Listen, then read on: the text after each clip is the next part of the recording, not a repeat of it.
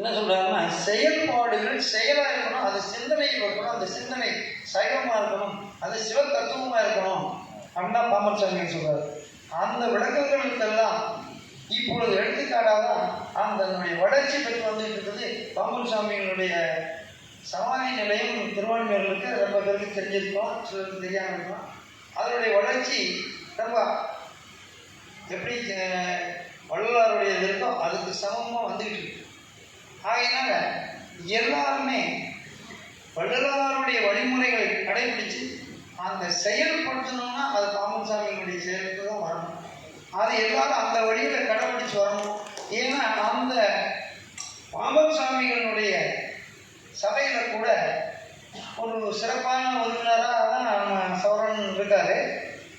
அவங்களும் இப்போ சமயத்தில் கூட ஒரு வழக்கு கூட அவர் தாக்கல் பண்ணார் உயர்நீதிமன்றத்தில். அப்போ இருந்த உயர்நீதிமன்ற தலைமை நீதிபதி கூட இந்த வழக்கு எப்படி பிடிக்கணும் அப்படிங்கிற கடந்த நீதிமன்றத்திலே சொன்னார். ஆனால் அவர் இப்போ உயர்நீதிமன்றத்திலிருந்து உச்ச நீதிமன்ற நீதிபதியாக போயிட்டாங்க. அதனால் அடுத்து ஒரு சமயத்தில் கூட அவரை வேறு இடத்துல சந்தித்த பொழுது சொன்னார், அது எந்த உச்ச நீதிமன்றத்திலெல்லாம் எங்கே இருந்தாலும் அந்த வழக்கு இப்படி தான் வரும் அப்படிங்கிற கருத்தை அவர் சொல்லியிருக்கிறாரு. ஆனால் அவர் சொல்லக்கூடிய கருத்தும் அதுதான். அவரும் ஒரு சமயம் சென்னை உயர்நீதிமன்றத்திலையும் சரி பழனியிலையும் சரி நாங்களாம் ஒரு இதேமாரி ஒரு மேடையில் இருந்து ஒரு மன்றத்தை செயல்பாற்றும் போது அப்போ கூட சொல்லியிருக்காரு, இந்த சைவம் என்பதை இப்போ இந்த காலத்தில் பாம்பன் சுவாமிகள் மூலியமாக தான் நம்ம அதை வெளியே கொண்டு வரணும் அப்படின்னு சொல்லியிருக்காங்க. அந்த செயல்பாட்டுக்கு இளைஞர்கள் பெண்கள் இந்த மாதிரி ஆர்வம் உள்ளவர்கள் நிறைய வரணுங்கிறத இங்கே எல்லாரும் மேடையில் பேசினாங்க. அது அங்கே இயற்கையாகவே அந்த ஜனங்கள் நிறைஞ்சு வந்துட்டு இருக்கிறாங்க.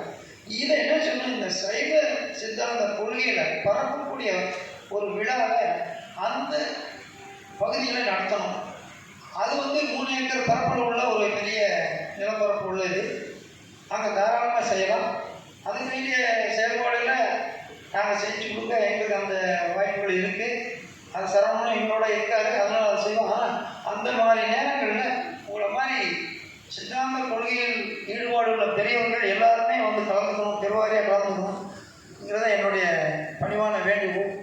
ஆகவே இந்த சிவம் என்றது செயல்பட வேணும்னா அந்த முருகனை நம்ம முன்மாதிரியாக கொண்டு வச்சு அனுப்பணும். அந்த சைவ சித்தாந்த கொள்கையை பரப்புறதுக்கு சென்னையில் திருவான்மையூர் நம்ம பாம்பன் சாமிகள் சமாதி நிலையத்தில் அங்கே ஏற்பாடு செய்யணும்.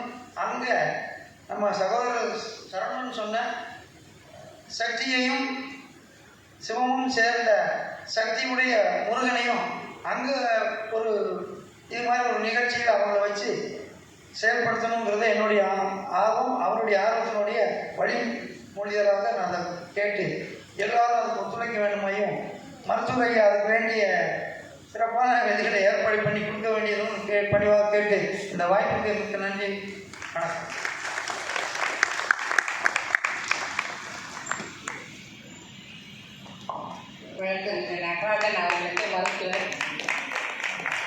நிறைவாக நன்றியுரை சொல்ல இருக்கிறார் நம்முடைய சைவ சித்தாந்த பெருமன்றத்தினுடைய துணைத் தலைவர் வெற்றிவேந்தன் அவர்கள்.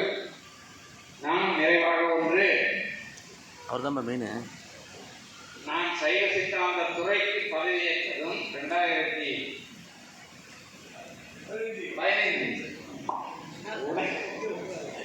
சைவ சித்தாந்த பெருமன்றத்துக்கும் பதவியேற்றது 2015. பதவியேற்ற உடனே மாநாடு நடத்தியது பிறப்பநலத்தை பாம்பன் சாமிகள் தவம் இருந்த அந்த மண்ணில் தான் நடத்தணும். சரி, சம்பாதிக்க பார்க்குறாங்க, நாம சம்பாதிக்கிறோன்னு சொல்லிவிடுறாங்க. அது போய் நான் எப்படி சொல்றேன்னா, முதல் மாநாட்டையே பிறப்பநலத்தில் தான் நான் நடத்தினேன் பதவியேற்ற உடனே. அதனால நம்ம நடராஜன் சொல்ற மாதிரி நீங்க விரைவில் பாம்பன் சுவாமிகள் சமாதி நிலையம் ஒரு சைவ சித்தாந்த பெருமன்றத்துக்கான பல்கலைக்கழகத்திற்கான ஒரு இடமாகவும் அது அமையும் அப்படிங்கிறது தான் எதிர்காலம். அது நடக்கும். அது நீங்க சொல்லி செய்ய போறதில்லை. பாம்பன் சுவாமிகள்னு ஒரு ஆள் நடத்திட்டு இருக்க. இன்னொரு ரகசியம், பாம்பன் சுவாமி தான் என்னை எழுப்பி 2 நாள் தொடர்ந்து பகலில் என்னை எழுப்பி 2004 சோம்பேறியாக இருந்த என்னை எழுப்பி அனுப்பினார். அனுப்பி இடம் ராஜேந்திரன்.